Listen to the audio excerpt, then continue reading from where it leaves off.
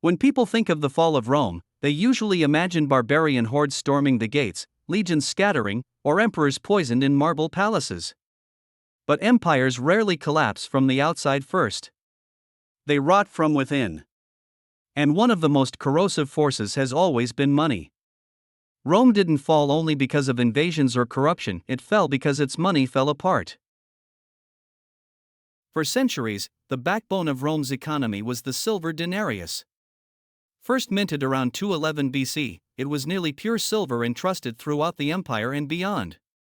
Soldiers were paid in it, merchants demanded it, and ordinary people saved their wealth in it. The denarius wasn't just a coin, it was trust in metal form. The strength of the empire and the value of its money were bound together. As long as people believed in Rome, they believed in its currency. But running an empire is expensive.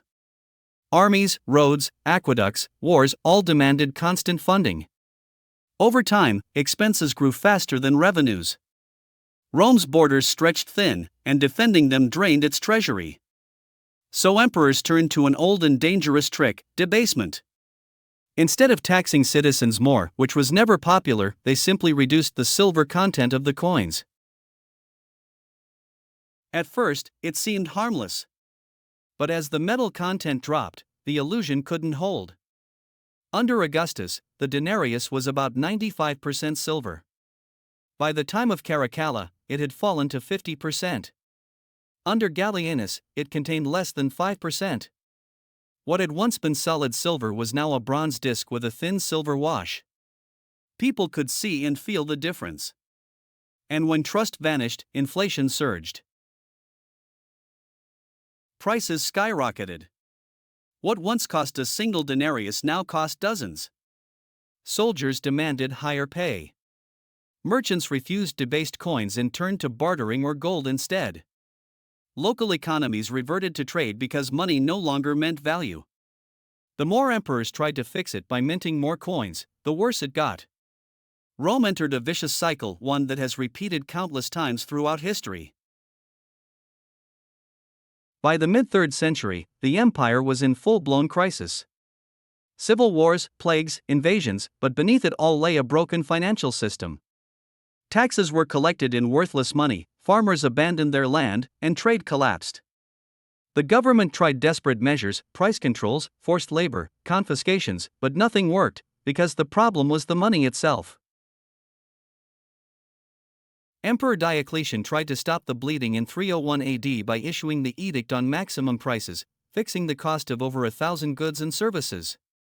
Violating the edict was punishable by death. It was a disaster. You can't control prices by decree when the currency itself is worthless. Black markets exploded, and official trade nearly disappeared. People learned quickly that no law could repair broken money.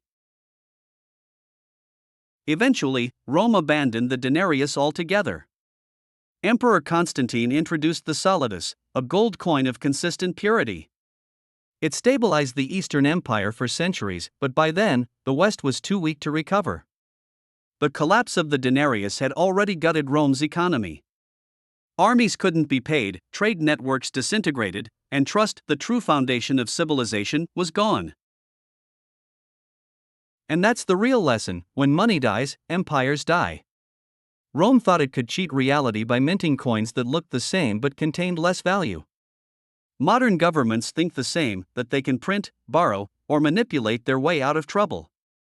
But the result is always the same: citizens pay the price, wealth evaporates, and trust collapses. We saw it in Weimar Germany after World War I. To pay crushing reparations, the government printed marks endlessly, just as Rome had debased its coins. By 1923, hyperinflation made a loaf of bread cost over 200 billion marks. People hauled cash in wheelbarrows. Lifelong savings vanished. Debt was erased, real assets became priceless, and social despair opened the door to extremism.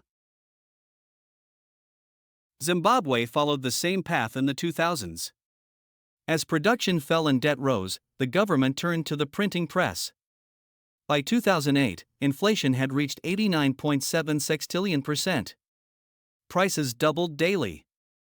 Eventually, Zimbabwe abandoned its own currency entirely and adopted the US dollar. Once again, the government tried to deceive reality, and once again, the people paid.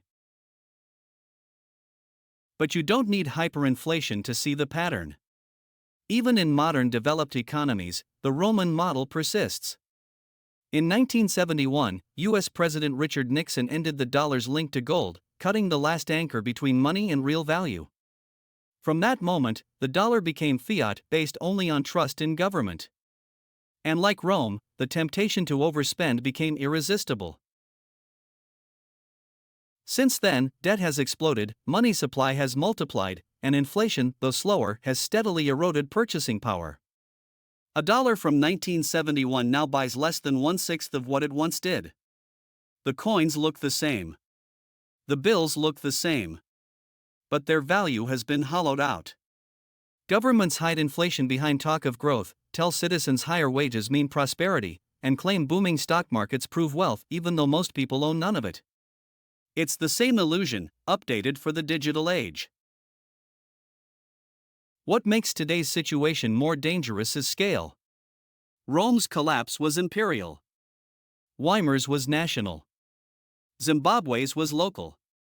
But now, the entire world runs on fiat currencies, massive debt, and central banks ready to print trillions at the first sign of crisis. That means the next collapse won't be confined to one empire, it will be global.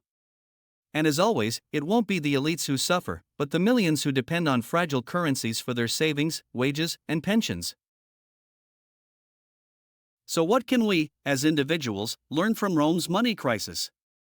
First, understand that inflation is not an accident, it's policy.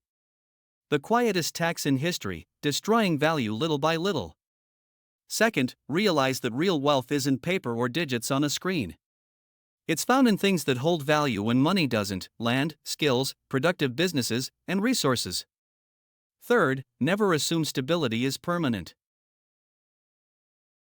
If you told a Roman in the 1st century that their coin would one day be worthless, they'd laugh. So would a German in 1913 or a Zimbabwean in 1980.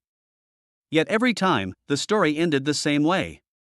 The fall of Rome reminds us that financial systems collapse first slowly, then suddenly when trust finally evaporates. When money stops being real, society itself begins to unravel.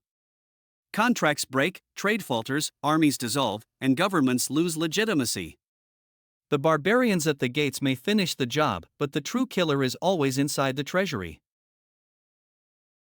And here's the hard truth: history doesn't repeat, but if you fail to understand it, it will still crush you. Rome's currency crisis wasn't just about bad emperors or greedy elites, it was about the fragility of money when power abuses it. That fragility has never gone away. And if this story gave you a new perspective, stay curious, because history already knows the answers. It's just waiting for you to see them.